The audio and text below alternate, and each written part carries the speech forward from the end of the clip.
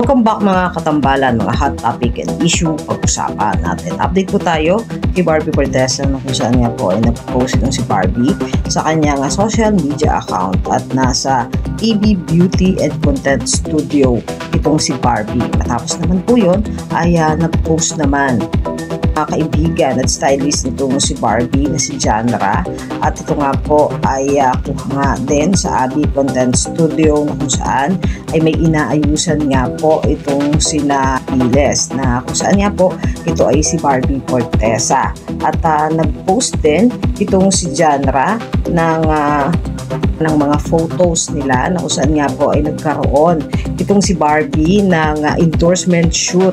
Kalagay nga po dito ay endorsement shoot with our new family. Congratulations, Barbie Fortesa. Kung saan nga po nagkaroon ng endorsement shoot itong si Barbie. At isinare naman ni na Tony Piles at Janra sa kanilang social media account.